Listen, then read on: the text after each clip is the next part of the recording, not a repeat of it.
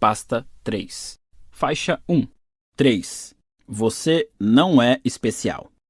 Quero falar sobre um conhecido meu, vamos chamá-lo de Jimmy. Jimmy estava sempre envolvido em vários projetos. Sempre que perguntavam o que ele estava fazendo, Jimmy falava sobre a consultoria que estava prestando para alguma empresa, descrevia um promissor aplicativo de saúde para o qual vinha buscando investidores, falava de um evento beneficente em que faria um discurso ou contava sobre a ideia milionária que tivera para uma bomba de combustível mais eficiente. O cara não parava, estava sempre ligado, e se você desse papo, o Jimmy continuaria eternamente mostrando como era fenomenal o seu trabalho e como eram brilhantes suas ideias, despejando em cima de você tantos feitos pessoais que mais parecia estar sendo entrevistado na TV. Jimmy era pura positividade o tempo todo, sempre alçando novos voos, sempre a um passo de mais uma conquista. Um verdadeiro cara que põe a mão na massa. O problema era que Jimmy também era um completo parasita. Muito papo e nenhuma ação. Passava a maior parte do tempo chapado e gastava em bares e restaurantes sofisticados tanto quanto investia em suas ideias de negócios. Jimmy era um sanguessuga profissional.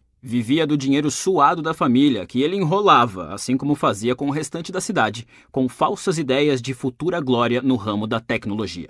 Claro, às vezes ele fazia algum esforço simbólico, pegava o celular e ligava para algum figurão na cara de pau, se valendo de todos os nomes famosos que lhe vinham à mente, mas nada concreto acontecia. Nenhum dos seus empreendimentos se tornou realidade. O cara continuou nessa por anos, sendo sustentado por namoradas e por parentes cada vez mais distantes até quase completar 30 anos. E o mais doido nisso tudo era que Jimmy tinha orgulho disso. Sua autoconfiança chegava ao nível do delirante. Quem ria dele ou desligava na sua cara estava na percepção de Jimmy, perdendo a maior oportunidade da vida. Quem apontava o ridículo de suas ideias era ignorante e inexperiente demais para entender a sua genialidade. Quem expunha o seu estilo de vida parasitário era um invejoso, uma pessoa amarga que cobiçava o seu sucesso. Jimmy ganhava algum dinheiro, mas, em geral, pelos meios mais desonestos, como vender a ideia de outra pessoa como se fosse dele, enrolar alguém para conseguir um empréstimo ou, pior, convencer alguém a lhe dar participação numa startup. Às vezes, conseguia até que lhe pagassem para dar palestras, sobre o que eu não consigo nem imaginar. A pior parte era que Jimmy acreditava nas mentiras que contava. Seu delírio era tão indestrutível que era até difícil ter raiva dele. Chegava a ser um caso fascinante, na verdade. Em algum momento, na década de 1960, desenvolver uma autoestima alta, ter uma boa autoimagem e se sentir bem consigo mesmo, virou moda na psicologia. Pesquisas concluíram que as pessoas que se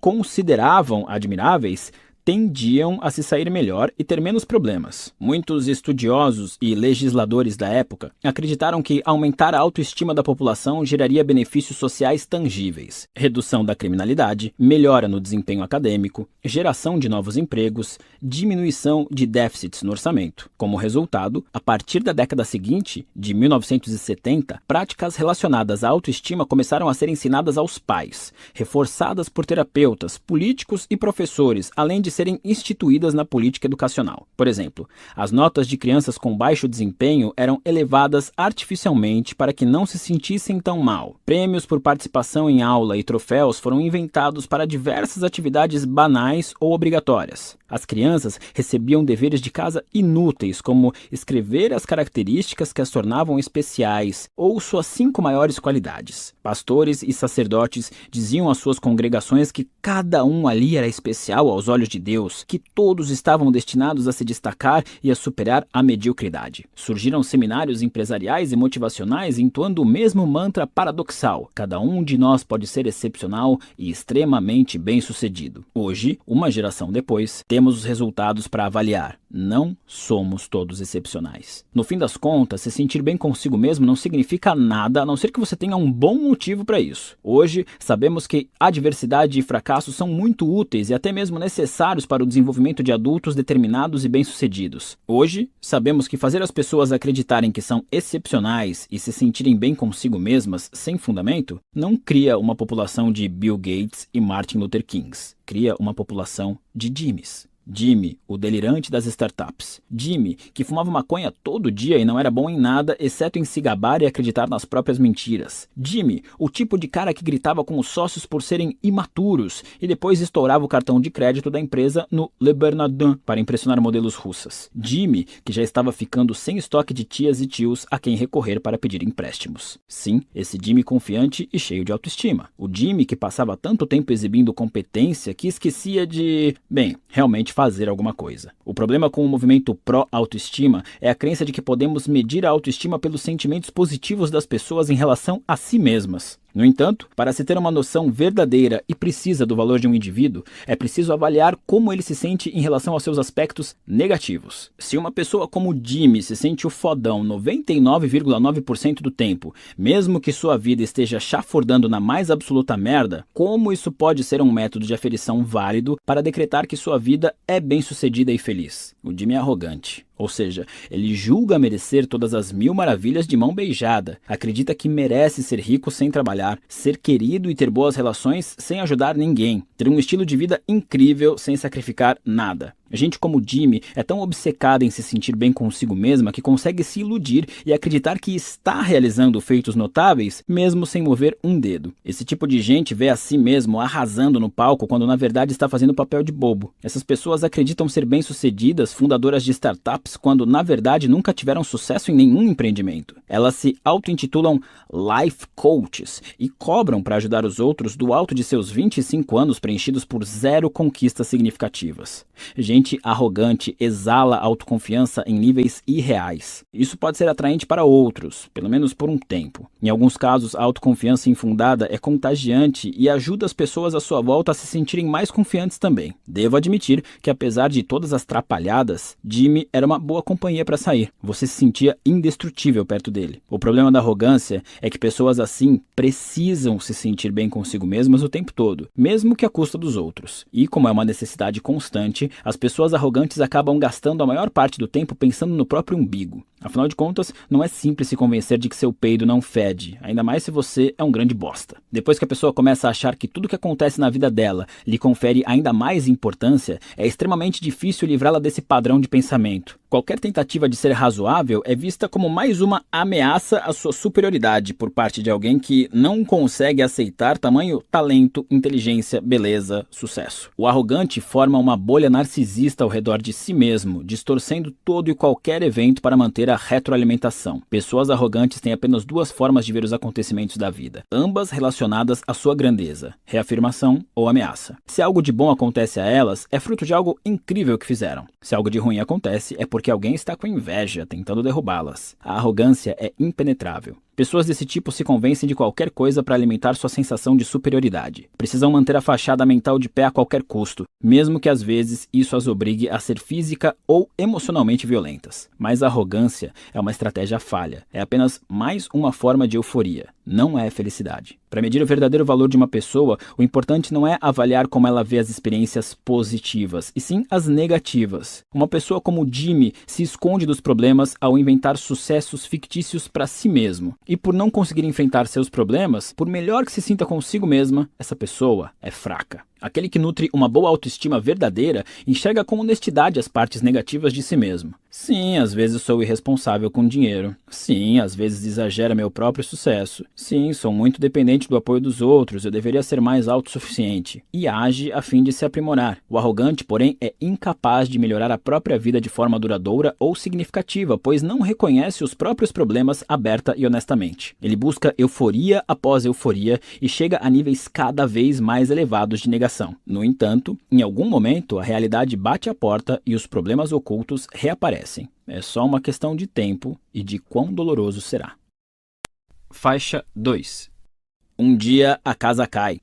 Eram 9 da manhã e eu estava na aula de biologia. A cabeça deitada sobre os braços, cruzados na mesa, olhando para o ponteiro dos segundos do relógio. Cada tique sincopado com a explicação tediosa do professor sobre cromossomos e mitose. Como todo bom adolescente de 13 anos que se vê preso numa sala abafada e iluminada por luz fluorescente, eu estava entediado. Bateram a porta. O Sr. Price, vice-diretor da escola, enfiou a cabeça na sala. "Desculpe interromper, Mark. Você pode vir aqui um instante?" Ah, e traga suas coisas. Que estranho, pensei. O normal era os alunos serem mandados ao escritório do diretor. O diretor raramente ia até as salas. Recolhi o meu material e saí. O corredor estava vazio, centenas de portas de armários bege convergiam no horizonte. Mark, pode me levar até o seu armário, por favor? Tudo bem, falei, e comecei a andar até lá como uma lesma de calça jeans larga, cabelo desgrenhado e camisa do Pantera grande demais. Chegamos ao meu armário. Abra, por favor, ordenou o Sr. Price. Obedeci. Ele ficou na minha frente e pegou meu casaco, minha bolsa com uniforme de educação física, minha mochila, enfim, tudo que tinha no armário, menos alguns cadernos e lápis.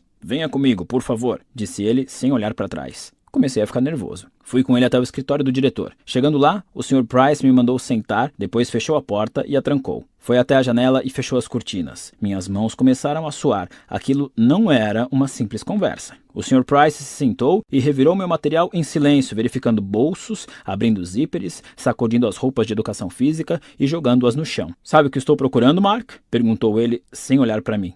Não, falei. A palavra me deixou num estado que era um misto de atenção e nervosismo. Drogas? Gaguejei. De que tipo? Ele me lançou um olhar severo. Não sei de que tipo você tem, retrucou, abrindo um fichário e verificando os bolsinhos para canetas. O suor brotava de todos os meus poros, nas palmas das mãos, nos braços, no pescoço. Minhas têmporas começaram a latejar quando o sangue subiu para o rosto e depois para o cérebro. Como todo bom adolescente de 13 anos acusado de portar narcóticos e levá-los para a escola, eu queria sair correndo dali e me esconder. Não sei do que você está falando, protestei num tom muito mais humilde do que gostaria. Senti que deveria transmitir mais confiança. Ou talvez não, talvez devesse estar com medo. As pessoas demonstram mais medo ou mais confiança quando estão mentindo? Porque eu queria demonstrar o oposto. Bom, minha insegurança aumentou, pois o medo de parecer inseguro me deixou mais inseguro ainda. A merda do círculo vicioso infernal. Isso é o que vamos ver, disse ele. Então ele voltou a atenção para minha mochila, que aparentemente tinha 100 bolsos, cada qual com objetos adolescentes mais bobos. Canetas coloridas, bilhetinhos passados durante a aula, CDs do começo dos anos 90 com a caixinha rachada, marcadores secos, um velho bloco de desenhos sem metade das páginas, inutilidades, poeira e fiapos acumulados durante toda uma existência enlouquecedoramente monótona no ensino fundamental. Meu suor devia estar jorrando à velocidade da luz, e o tempo se prolongava e se dilatava de tal forma que os poucos segundos naquele relógio da aula de biologia tinham se transformado em éons. Cada minuto suficiente para crescer, envelhecer e morrer. Somente eu, o Sr. Price e minha mochila sem fundo. Em algum momento da era mesolítica, o Sr. Price terminou de revisar a mochila. Sem ter encontrado nada, parecia nervoso. Virou a mochila de cabeça para baixo, deixando cair tudo no chão e começou a suar tanto quanto eu. Só que, se no meu caso era pavor, o que ele sentia era raiva. Nada de drogas hoje, hein? Ele tentou parecer casual. Não, eu tentei também. Ele espalhou minhas coisas, separando cada item e os reunindo em pequenas pilhas ao lado do meu uniforme de educação física. Meu casaco e minha mochila estavam agora esvaziados e murchos em seu colo. Ele suspirou e olhou para a parede. Como todo bom adolescente de 13 anos trancado numa sala com um homem que acabou de jogar suas coisas no chão furiosamente, eu queria chorar. O Sr. Price analisou os itens espalhados. Nada ilícito ou ilegal, nenhum narcótico, nem mesmo algo que infringisse as regras da escola. Ele suspirou e depois jogou no chão também o casaco e a mochila. Então se inclinou e apoiou os cotovelos nos joelhos e o rosto na altura do meu. Mark, vou lhe dar uma última chance de ser sincero comigo. Se você for sincero, vai ser muito melhor para você. Se estiver mentindo, vai ser muito pior. Como se ouvisse a minha deixa, eu engoli em seco. Agora, diga a verdade, exigiu o Sr. Price. Você trouxe drogas para a escola hoje? Tentando conter as lágrimas, os gritos querendo escapar pela garganta, encarei meu torturador e em tom de súplica, louco para me livrar daquele horror adolescente, respondi. Não, eu não tenho nenhuma droga, não faço a menor ideia do que você está falando. Tudo bem, disse ele sugerindo rendição. Pode pegar suas coisas e voltar para a aula. Ele deu uma última olhada para a mochila vazia, jogada como uma promessa quebrada no chão de sua sala. Então, casualmente, pisou de leve na mochila. Uma última tentativa desesperada.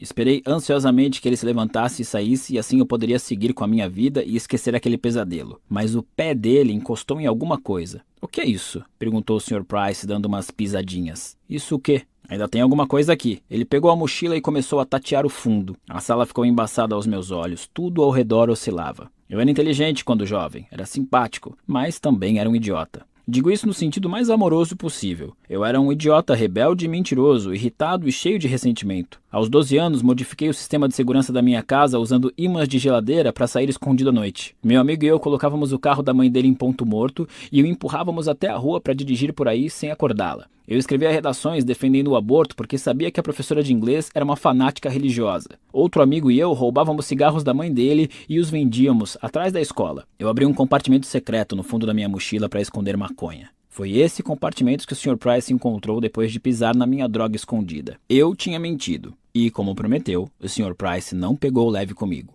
Algumas horas depois, como todo bom adolescente de 13 anos, algemado no banco traseiro de uma viatura policial, eu achava que a minha vida tinha acabado. E tinha mesmo, de certa forma. Meus pais me prenderam em casa. Eu não teria amigos no futuro próximo. Fui expulso da escola e terminaria o ano letivo estudando em casa. Minha mãe me fez cortar o cabelo e jogar fora todas as camisetas do Marilyn Manson e do Metallica, o que, para um adolescente em 1998, equivalia a ser condenado à morte por tosquice. Meu pai me arrastava para o trabalho de manhã e me fazia arquivar documentos por horas a fio. Depois que a educação domiciliar terminou, fui matriculado numa pequena escola cristã, onde, o que não deve ser uma surpresa, eu não me encaixava muito bem. E quando enfim tomei jeito, entregando os trabalhos no prazo e consciente do valor de uma boa responsabilidade clerical, meus pais decidiram se divorciar. Estou contando tudo isso só para ilustrar como minha adolescência foi uma bosta. Perdi todos os meus amigos, meu ambiente, direitos legais e família num intervalo de 9 meses. Como diria a psicóloga que me atendia aos 20 e poucos anos, foram eventos traumatizantes pra cacete. E eu passaria uma década e mais um pouco tentando entendê-los e deixar de ser um bestinha egoísta e arrogante. O problema com a minha vida doméstica naquela época não foram todas as coisas horríveis que foram ditas e feitas, e sim tudo que deveria ter sido dito e feito, mas não foi. Minha família ignora problemas como Warren Buffett ganha dinheiro ou Michael Jordan enterra no basquete. Somos os melhores nisso. A casa podia estar pegando fogo e diríamos, não, está tudo bem, só um pouco quente aqui, talvez, mas, sério, tudo bem. Quando meus pais se divorciaram, não houve pratos quebrados, portas batidas, nem discussões histéricas sobre quem chifrou quem. Depois que garantiram para mim e para o meu irmão que não era culpa nossa, eles abriram para perguntas. Sim, você deu direito. Sobre a logística da nossa nova vida. Nenhuma única lágrima foi derramada. Nenhuma única voz foi erguida. O máximo que meu irmão e eu chegamos de entrever a vida emocional declinante dos nossos pais foi o esclarecimento de que ninguém traiu ninguém. Ah, que ótimo. O ar estava meio abafado ali na sala, mas tranquilo, tudo certo. Meus pais são boas pessoas. Eu não os culpo por nada disso, pelo menos não mais. E amo muito os dois. Eles têm a própria história, a própria jornada e os próprios problemas, como todos os pais. Como os pais deles tinham e assim por diante. E como todos os pais, os meus, com as melhores intenções,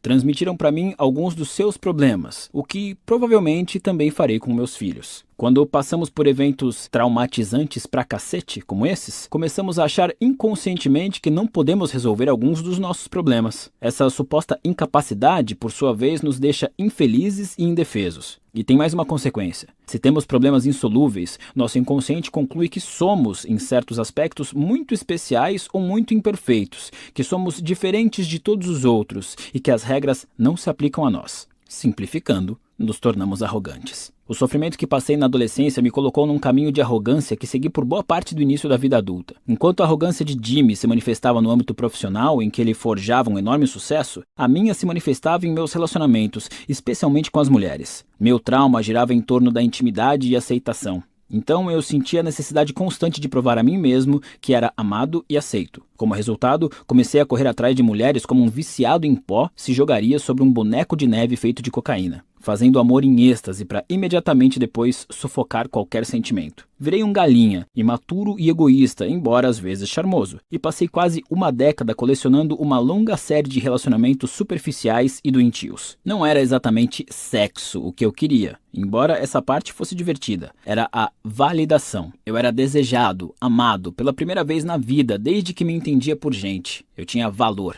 Meu desejo de validação logo virou um hábito mental de exagerar a minha importância e de ser autoindulgente demais. Eu me sentia no direito de dizer ou fazer o que quisesse, de trair a confiança das pessoas, de ignorar sentimentos, e depois me justificava com desculpas esfarrapadas. Embora esse período tenha tido seus momentos de diversão e emoção, embora eu tenha conhecido algumas mulheres maravilhosas, minha vida era meio que um constante caos. Vivia desempregado, dormindo no sofá de amigos ou morando com minha mãe, bebendo muito mais do que deveria, me afastando de vários amigos, e quando conheci uma mulher de quem realmente gostava, meu egocentrismo não demorou a estragar tudo. Quanto mais profunda é a dor, mais impotentes nos sentimos diante dos problemas e mais arrogantes ficamos em compensação. Essa arrogância pode funcionar de dois jeitos. 1. Eu sou incrível e vocês são uns merdas, então mereço tratamento especial. 2. Eu sou um merda e vocês são incríveis, então mereço tratamento especial. Por fora são mentalidades opostas, mas por dentro é o mesmo recheio cremoso de egoísmo. Na verdade, é comum ver gente arrogante alternando entre um pensamento e outro. Ou estão no topo do mundo ou o mundo desabou sobre eles, dependendo do dia ou de como estão lidando com seu vício naquele momento. Grande parte das pessoas percebe na hora que alguém como Jimmy é um completo imbecil narcisista porque ele deixa bastante óbvia sua autoestima delirante. O que a maioria não identifica como arrogância é o comportamento daqueles que se sentem sempre inferiores e indignos do mundo. Interpretar tudo na vida como vitimismo constante exige tanto egoísmo quanto a atitude oposta. A mesma quantidade de energia e de autocentrismo delirante são necessários tanto para acreditar que você tem problemas insuperáveis, quanto que você não tem problema algum. A verdade é que não existem problemas únicos e pessoais. Se você tem um problema, é provável que milhões de outras pessoas já tenham passado por isso antes de você. Estão passando agora, ou virão a passar no futuro, inclusive conhecidos seus. Isso não diminui o problema nem anula a dor. Isso não significa que você não é legitimamente uma vítima em algumas circunstâncias. Significa apenas que você não é especial. Geralmente, essa constatação de que você e seus problemas não são mais graves ou mais dolorosos que os dos outros é o primeiro passo, assim como o mais importante, para resolvê-los. Mas parece que cada vez mais gente, principalmente entre os jovens, esqueceu isso. Professores e educadores notam uma falta de resiliência emocional e um excesso de demandas egoístas nos jovens de hoje. Não é incomum um livro ser retirado do currículo de uma turma apenas porque um aluno se sentiu mal com a leitura. Palestrantes e professores são destratados e banidos do campus por pecados tão banais quanto sugerir que talvez determinadas fantasias de Halloween não sejam tão ofensivas assim. Orientadores educacionais observam uma quantidade maior do que nunca de alunos exibindo sinais graves de abalo emocional após experiências comuns da vida acadêmica, como discutir com o colega de quarto ou tirar uma nota baixa. É estranho que, numa época em que estamos mais conectados do que nunca, a arrogância esteja tão em alta. Algo na tecnologia recente parece permitir que a nossa insegurança jorre aos borbotões, de maneira inédita. Quanto maior a liberdade de expressão, maior nosso desejo de nos vermos livres de qualquer um que possa discordar de nós ou nos chatear. Quanto mais expostos ficamos a pontos de vista diferentes, mais nos incomodamos por eles existirem. Quanto mais fácil e livre de problemas nossa vida se torna, mais nos sentimos no direito de que fique ainda melhor. Os benefícios da internet e das redes sociais são incontestavelmente fantásticos. Este é o melhor momento da história para se viver por diversas razões, mas talvez tais tecnologias estejam gerando efeitos colaterais inesperados na sociedade. Talvez as mesmas tecnologias que libertaram e instruíram tanta gente estejam inflando a importância que damos a nós mesmos. Faixa 3. A tirania do excepcionalismo. A maioria das pessoas é bastante medíocre em quase tudo que faz. Mesmo que você seja excepcional em uma área, é provável que seja medíocre ou mesmo abaixo da média em outras. É a natureza da vida. Para se tornar incrível em alguma atividade, é preciso investir nela uma quantidade absurda de tempo e energia. E como esses recursos são limitados, já é raro se tornar excepcional em alguma coisa, quem dirá em mais que isso. Assim, podemos dizer que é estatisticamente improvável que uma mesma pessoa seja extraordinária em todas as áreas da vida, ou mesmo em várias. Empresários brilhantes geralmente têm a vida pessoal toda ferrada. Atletas extraordinários costumam ser superficiais e burros como uma pedra lobotomizada. Muitas celebridades têm uma noção da vida tão limitada quanto seus fãs e seguidores mais implacáveis. Todos somos, basicamente, bem comuns, mas são os extremos que atraem os holofotes. Já meio que sabemos disso, mas raramente pensamos ou tocamos no assunto, e menos ainda levantamos a questão de que isso pode ser um problema. Ter acesso à internet, ao Google, Facebook, YouTube e a centenas de canais de televisão é incrível, só que nossa atenção é limitada. Não existe a menor chance de processarmos a tsunami de informações que nos atinge o tempo todo. Assim, só o que chama a atenção são as realmente excepcionais, aquele 0,00001%. Todos os dias, todas as horas, somos inundados com o que é realmente extraordinário. O melhor do melhor. o pior do pior. As maiores façanhas físicas, as piadas mais engraçadas, as notícias mais perturbadoras, as ameaças mais assustadoras. Sem parar. Nossa vida é repleta de informações sobre os extremos da experiência humana, porque no ramo da mídia é isso que chama atenção, e atenção gera lucro. É o mais importante. A maior parte da vida, no entanto, se dá na monótona média. A grande maioria da vida não é extraordinária, e sim bastante medíocre. Essa inundação de extremos noticiados nos condicionou a acreditar que agora ser excepcional é a norma. E como somos todos bastante comuns na maior parte do tempo, o dilúvio de informações sobre o excepcional nos deixa inseguros e desesperados, porque obviamente não somos bons o bastante. Assim,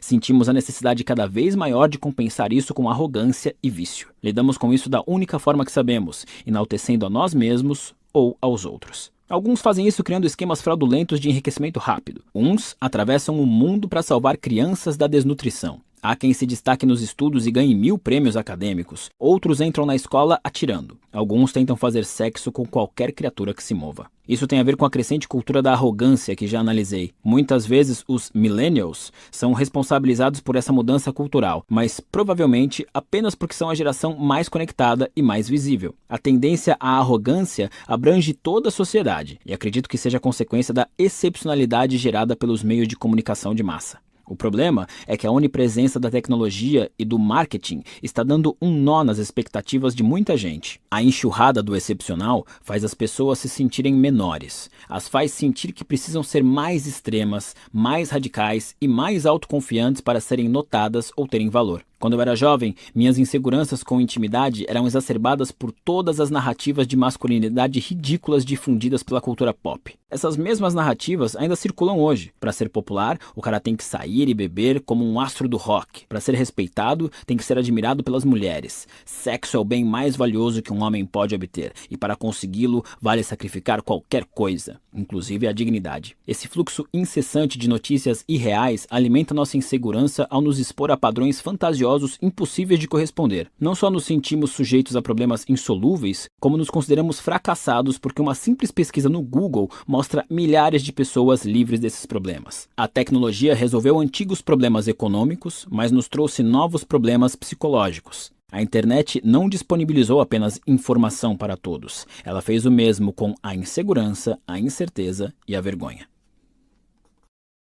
Faixa 4. Mas se eu não vou ser especial nem extraordinário, qual é a graça? Nossa cultura absorveu a crença de que todos estamos destinados a fazer algo extraordinário. Celebridades dizem isso, magnatas dizem isso, políticos dizem isso, até a Oprah diz isso. Então deve ser verdade. Cada um de nós pode ser extraordinário.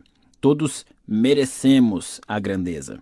O paradoxo dessa ideia, afinal de contas, se todo mundo fosse extraordinário, então, por definição, ninguém seria. Não é percebido pela maioria das pessoas. Em vez de questionar o que realmente merecemos ou não, engolimos a mensagem e pedimos mais. Ser comum se tornou o novo padrão de fracasso. O pior lugar em que se pode estar é no meio do bando, no topo da curva de Gauss. Quando o padrão de sucesso de uma cultura é ser extraordinário, acaba sendo melhor estar no pior extremo da curva de Gauss do que no meio, porque pelo menos ali você é especial e merece atenção. Muita gente escolhe essa estratégia. Prova para todos que é o mais infeliz, o mais oprimido, o mais sofrido. Muitos têm medo de aceitar a mediocridade porque acreditam que, se o fizerem, nunca conseguirão nada, nunca vão se desenvolver e terão uma vida insignificante.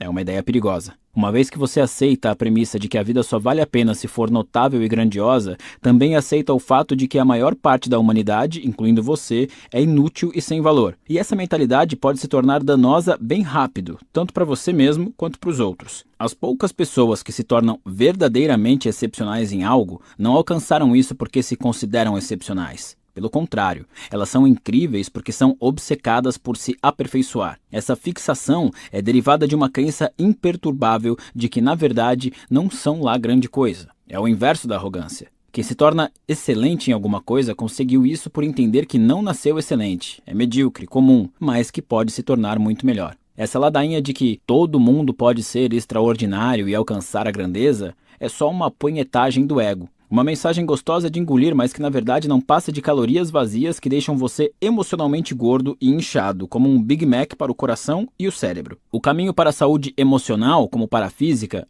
é legumes e verduras, ou seja, aceitar as verdades sem graça e banais. Como suas ações em geral não importam tanto assim e a maior parte da vida é tediosa e irrelevante, mas tudo bem, o prato de legumes vai ter um gosto bem ruim no começo.